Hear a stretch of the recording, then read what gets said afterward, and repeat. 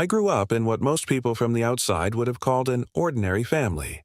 My name is Daniel, and I was born in a small town where everyone knew everyone else's business. My father was a quiet, hard-working man who devoted his life to running a small carpentry workshop. He wasn't rich, but he was respected.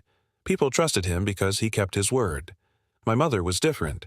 She had a light about her, a charisma that drew people in. She could make anyone feel comfortable, and she loved being admired. To neighbors, we looked like a picture-perfect family: a strong, dependable father, a warm and beautiful mother, and 2 children who seemed to have everything they needed. But behind those doors, things weren't so simple. I was the older child. My sister, Lily, came 2 years after me. From as early as I can remember, I noticed the way my mother looked at her. She had a softness in her eyes when she watched Lily play or when she braided her hair. She would praise Lily's drawings, her laughter, her little dresses. With me, things were different. I wasn't neglected completely, but I could feel the contrast. When I brought home good grades, my mother would nod politely, maybe pat my head, and then rush to tell Lily how proud she was of her new song or her neat handwriting. At first, I thought I was imagining it. Kids can be sensitive. But the older I got, the clearer it became. My mother adored Lily in a way she never adored me. She was quick to criticize me, quick to correct my behavior, quick to compare me unfavorably with my sister. "Why can't you smile more like your sister?" she'd say. Or, "Your sister never argues back." "You should learn from her." Each word sank deep into me, shaping the way I saw myself and my place in the family. My father didn't see it, or maybe he didn't want to. He worked long hours, and when he came home, he was tired. He loved us both, I know that. But he often left the emotional side of raising us to my mother. And because of that, the balance of love in our home tilted heavily toward my sister. By the time I was a teenager, resentment had already started to grow inside me. I tried everything to win my mother's attention: sports, school competitions, even learning how to play the guitar. Nothing seemed to be enough. She always found a way to turn the spotlight back on Lily. And Lily, though she never asked for this kind of favoritism, basked in it. She became the golden child, the one who could do no wrong. I don't want to paint myself as innocent either. I became bitter, jealous, and sometimes cruel toward Lily. I picked fights, I mocked her achievements, I tried to bring her down in any way I could, just so maybe my mother would notice me. But it only backfired. My mother would swoop in to defend her, glaring at me as if I were some kind of monster for bullying her precious daughter. I began to feel like an outsider in my own family. It was around this time that I started noticing cracks in my mother's perfect image. She would go out more often, dressing up in ways that seemed unnecessary for simple errands. She was on her phone late at night, smiling at messages she didn't share with us. Once, I overheard her whispering in the kitchen, her voice soft and almost romantic. When I walked in, she jumped and quickly ended the call, brushing it off as a friend from work. I wasn't stupid.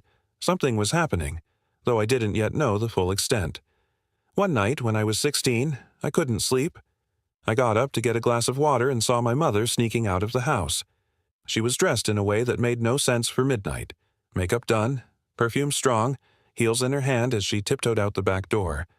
I stood frozen in the hallway, my throat dry. She didn't see me. I wanted to tell my father immediately. But something stopped me. A mix of fear and, if I'm honest, resentment. Part of me thought, why should I protect her? She's never protected me from feeling invisible. That night, the seed of revenge was planted. Still, I didn't act right away. I watched, I gathered small details. The phone calls continued. The sneaking out became more frequent, and excuses piled up. A late shift, helping a friend, a work meeting. My father believed her without question. His trust in her seemed unshakable. Meanwhile, my bitterness toward Lily grew. She remained oblivious to what was going on. My mother continued to shower her with love, and Lily soaked it all in. I hated that she was innocent in all this, yet she was the reason I felt unloved. I know that sounds unfair, maybe it was, but that's how I felt. By the time I turned 17, I had made up my mind. If my mother wasn't going to love me the way she loved Lily, then I would use the one weapon I had, the truth. I decided to tell my father everything. It wasn't an easy decision. I wrestled with it for weeks. I imagined the fallout, the screaming, the broken trust, but I also imagined the satisfaction of watching my mother's world crumble, of stripping away the perfect image she held so tightly. And, deep down, I hoped maybe, just maybe, my father would finally see me as the brave one, the honest one, the one who stood up for the truth. The opportunity came on a Sunday afternoon. My mother had gone out, claiming she was meeting a friend for lunch. Lily was upstairs humming to herself as she worked on some art project. My father was in the living room, reading the newspaper. I stood in the doorway, my heart pounding so hard I thought it might burst. "Dad," I said, my voice trembling. He looked up, his eyes kind but tired. "What is it, son?" I hesitated, the words heavy on my tongue. Then they spilled out in a rush. "Mom's cheating on you." His newspaper slipped from his hands. For a moment he just stared at me as if he hadn't heard correctly. "What did you say?" "She's cheating," I repeated, my throat dry. "I've seen her. She sneaks out at night. She's been lying to you." The room fell silent except for the sound of Lily's faint humming upstairs. My father's face went pale. He leaned back in his chair, his hands trembling slightly. "Are you sure?" he whispered. "Yes," I said firmly. "I've seen it with my own eyes." That moment changed everything. My father didn't explode with anger. Instead, he grew quiet, withdrawn. He asked me for details, and I told him everything I had seen. The late-night outings, the secretive phone calls, the lies. He listened, his face hardening with every word. When my mother came home later that evening, my father confronted her. I watched from the hallway, my stomach twisted in knots. At first, she denied it, her voice calm and convincing. But my father pressed, repeating the things I had told him. Finally, her mask cracked. She admitted it. She admitted everything. The house erupted. My father shouted in a way I had never heard before. My mother cried, begging for forgiveness. Lily came running downstairs, her eyes wide with fear. She clung to my mother, demanding to know what was happening. And in that moment, as I stood watching the chaos I had unleashed, I felt something unexpected. Not triumph, not satisfaction, but emptiness. Because instead of seeing me as the hero, the truth-teller, my family saw me as the betrayer. Lily's eyes darted to me as if I were the one who had set the fire to our home. She didn't say anything at first, but the look said it all. "How could you do this?" She clung to our mother's waist, shielding her as though my father's rage and my words were daggers. My chest tightened, and for a moment I wished I could take it all back. But it was too late. The truth had already been spoken. That night, the walls of our house felt thinner than ever. Every sound echoed, my father pacing in the living room, my mother sobbing quietly in the bedroom, Lily whispering angrily about me to her. I stayed in my room, staring at the ceiling, torn between guilt and vindication. I had finally exposed her secret, but instead of feeling seen or loved, I felt more isolated than ever. The following days were unbearable. My father barely spoke, his silence heavier than shouting. My mother moved through the house like a ghost, her eyes red, her hair messy, her once perfect composure shattered. Lily refused to look at me. When she passed me in the hallway, she'd brush past without a word, her jaw clenched, her eyes blazing with disappointment. One evening, I overheard Lily whispering to my mother, "Don't worry, Mom. I'm on your side. I don't care what he says." Her loyalty was unwavering, and it stung me more than I could admit. I had hoped, maybe stupidly, that she would understand why I had done it, that she would finally see how unfair everything had been. Instead, she dug her heels deeper into the bond she shared with our mother, leaving me out in the cold once again. The arguments between my parents became constant. My father would leave the house for hours, sometimes all night, coming back smelling of cigarettes, though he never smoked before. My mother tried to patch things up, promising it had been a mistake, that she still loved him, but he didn't believe her. I could hear him shouting about betrayal, about wasted years, about trust that could never be repaired. And I sat there, listening, carrying the weight of knowing that I had set this in motion. At school, I couldn't concentrate. My friends noticed I was distracted, quieter than usual, but I didn't tell them the truth. How could I? Who would understand that I had destroyed my family not out of nobility, but out of revenge? One night, my father finally spoke to me. He sat on the edge of my bed, his face weary, older than I remembered. "Why didn't you tell me sooner?" he asked. I swallowed hard. I was scared. He looked at me, searching my eyes for something deeper. "You knew for a long time, didn't you?" I nodded slowly. His gaze dropped to the floor. "I wish I had known from the start. Maybe I could have." I don't know. Stopped it before it went this far. I wanted to say I had told him because I loved him, because I wanted to protect him. But the truth was uglier. I had done it because I wanted to hurt her, and admitting that felt impossible. So I said nothing. The weeks turned into months. My father eventually filed for separation. The day he packed his bags was the day everything broke for good. My mother cried, clinging to him, begging him to reconsider. Lily sobbed, pleading with him not to leave. And me? I stood in the corner, frozen, watching as the only stability I had ever known walked out the door. That night, Lily unleashed all her anger on me. She stormed into my room, her face streaked with tears. "This is your fault," she screamed. "If you had just kept your mouth shut, maybe things could have been fixed. You ruined everything." Her words pierced me deeper than I expected. "She ruined everything," I shot back, my voice trembling. "She lied to us. She lied to Dad. She's still our mother," Lily interrupted, her voice cracking. "And you betrayed her." "You betrayed us," I had no answer. Because in a way, she was right. From then on, Lily barely spoke to me. Our relationship, already strained, became a battlefield of silence and resentment. My mother, though broken, still clung to Lily, pouring all her remaining love and energy into her. I became the shadow, the outcast, the boy who had told the truth but lost everything in the process. There were nights when I lay awake, wondering if I had made a terrible mistake. Would it have been better to keep the secret, to let my father live in ignorance, to let the illusion of family remain intact? Maybe then we'd still be under the same roof, eating dinner together, pretending everything was fine. But deep down, I knew the cracks had always been there. My words hadn't created them. They had only exposed them. Still, the cost was higher than I had imagined. As time passed, my father moved into a small apartment across town. I visited him sometimes, but our conversations were strained. He loved me, I could tell, but there was a distance neither of us knew how to bridge.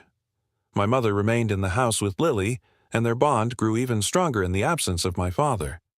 Whenever I was around, I felt like an intruder in my own home.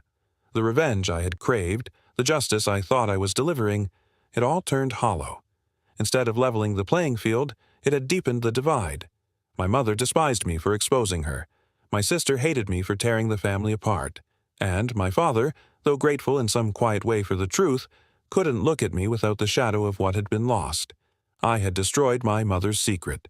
But in doing so, I had destroyed myself, too. The summer after my father moved out was the loneliest of my life. I would wake up to the sound of my mother and Lily laughing in the kitchen, their voices warm and close, as if the storm that had torn us apart hadn't touched them. I'd come downstairs and the laughter would die. My mother would give me a look, cold, sharp, a reminder that I was the reason her marriage had collapsed. Lily wouldn't even glance in my direction. Meals became unbearable. Conversations flowed around me, never including me. If I tried to join in, Lily would roll her eyes, and my mother would change the subject. It was as though I had ceased to exist except as a reminder of betrayal. I started spending more time outside, wandering aimlessly, hanging out with friends, or just sitting in the park, trying to escape the suffocating atmosphere of home. But no matter where I went, the guilt followed me. I would see fathers pushing swings, mothers wiping ice cream off their children's faces, families sitting together on picnic blankets, and I would feel the ache in my chest. I had ruined that possibility for myself. One evening, my father invited me to dinner at his new place. His apartment was small but neat, with furniture that didn't quite feel like home yet. He cooked spaghetti, his attempt at showing me he was doing okay. We sat across from each other, the air heavy with unspoken words. Finally, he said, "I know this hasn't been easy for you." For any of us, I nodded, twirling pasta on my fork. "You did the right thing," he added quietly. "No matter how hard it feels right now, the truth is always better than a lie." I wanted to believe him. I wanted to take comfort in those words. But the truth hadn't set me free. It had chained me to loneliness. I looked at him and asked, Do you hate her now?" He sighed, his shoulders slumping. "I hate what she did." "But hate her? Number, she's still the mother of my children. I can't erase that. It's complicated." Complicated. That word summed up everything. After dinner, he walked me to the door and put a hand on my shoulder. "You're strong, Daniel. Stronger than you know. Don't let anyone make you feel otherwise. His words meant more than I let on. But when I returned home that night and Lily shot me another glare, I realized strength didn't always win you love. Months later, the inevitable happened. Divorce papers were signed. My father stopped wearing his wedding ring. My mother stopped pretending everything could go back to normal. The house felt emptier, colder, like the walls themselves carried sorrow. One rainy afternoon, I overheard a conversation that cut me deeper than anything before. Lily was in the kitchen with my mother, their voices low. "Do you still love Dad?" Lily asked. There was a pause. Then my mother said, "I'll always care about him. But love, it's different now. You and I, we're what matters. Not we as a family, not my children, just you and I." My throat tightened. I'd suspected it all along, but hearing it confirmed broke something in me. I wasn't part of her definition of what matters. I was the outsider, the betrayer, the reminder of her downfall. I went back to my room, shut the door, and cried for the first time in years. The climax of everything came on my 18th birthday. My father had planned to take me out to dinner, just the two of us, but my mother insisted on hosting a small celebration at home first. I didn't want it, but refusing would only make things worse. The evening started awkwardly. Balloons in the corner, a cake on the table, Lily beaming beside my mother as they lit the candles. I forced a smile, blew them out, and cut a slice. My father arrived halfway through, his presence immediately shifting the air. My mother stiffened, her eyes cold, while my father stayed polite but distant. We ate in near silence. Finally, my mother broke it. "I hope you're happy, Daniel. You've become an adult now. I just hope you learn not to destroy the things you love." Her words were deliberate, sharp as glass. Lily nodded in agreement, glaring at me. Something in me snapped. I put my fork down and looked straight at her. "You want to talk about destroying what you love? You did that yourself. Don't blame me because you couldn't stay faithful. Don't blame me because you picked favorites. Don't blame me because Dad finally saw who you really are." The room went silent. My father froze, my mother's face turned red, and Lily burst into tears. "You're cruel," Lily shouted at me. "You're cruel and selfish. You've hated me my whole life just because Mom loves me." "Because she never loved me the same way," I fired back, my voice cracking. "Do you have any idea what it's like to be the unwanted child? To do everything you can to earn her love and still be invisible?" I told Dad the truth because I wanted her to feel what I've felt every day of my life. Rejected. Maybe that makes me cruel, but at least it makes me honest. The words hung in the air like smoke after an explosion. My mother's lips trembled, her eyes glistening with tears. For once, she had no comeback, no anger, just silence. My father looked at me, his face filled with both sorrow and a strange pride, as if he had finally seen the raw wound I'd carried for so long. That night ended with no hugs, no warmth, no reconciliation. Just the truth laid bare, raw and painful. The resolution didn't come quickly. Healing never does. In the months that followed, things slowly shifted. My father and I grew closer. He began calling me more, inviting me to spend weekends with him. He listened when I spoke, something my mother had rarely done. For the first time, I felt like I mattered to someone in my family. My relationship with Lily remained strained, but there were cracks in her anger. One day, she slipped a drawing under my door, one she had made years ago of our family holding hands. On the back, she had written, "I miss this, even with you." It wasn't forgiveness, but it was a start. As for my mother, she never apologized directly, but there were moments, small, fleeting, when I caught her looking at me with something softer than contempt. Maybe regret, maybe shame, maybe, just maybe, recognition. I don't know if we'll ever repair what was broken.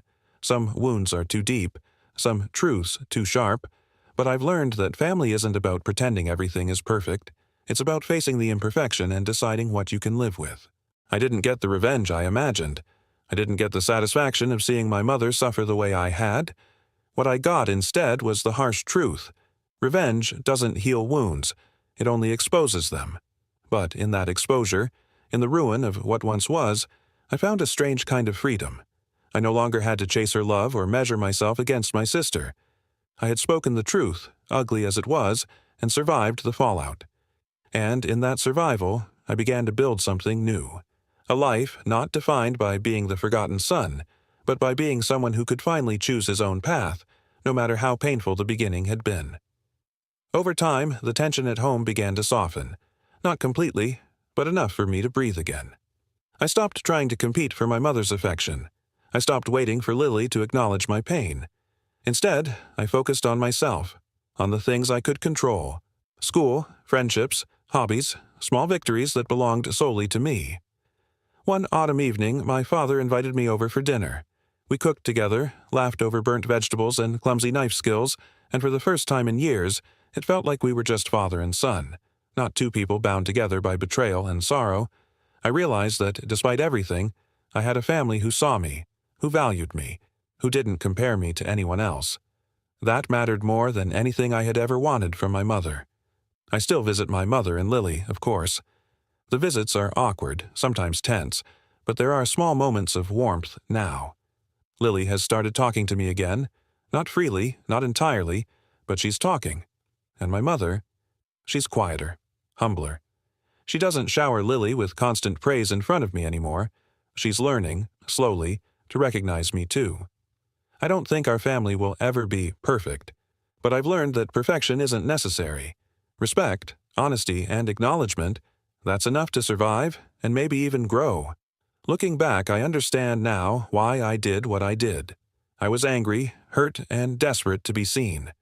I wanted revenge, but what I truly needed was recognition, for my pain, for my existence. I found that in my father's quiet support and my sister's tentative steps toward reconciliation. I realized that revenge doesn't bring peace. Truth does, but only when we are ready to face the consequences. Now, when I see my reflection, I no longer see just the boy who was invisible in his own home. I see someone who endured betrayal, who stood up for himself, and who survived the aftermath. I see someone capable of loving, forgiving, and moving forward. It took exposing lies, enduring anger, and weathering heartbreak to arrive here. But for the first time, I feel a measure of peace. I know who I am, what I want, and that I don't have to live in the shadow of anyone else's love. I am not my mother's favorite. I am not my sister's enemy. I am myself, and, for the first time, that is enough. The house still echoes with memories, some bitter, some sweet, but I am no longer trapped in them. I have stepped out of the shadow of my own family's secrets and into my own life, carrying with me the lessons, the scars, and the hope that even broken families can find a way forward. Because in the end, it isn't about revenge or being seen by others. It's about seeing yourself, even when the world feels like it has turned its back. And I finally can.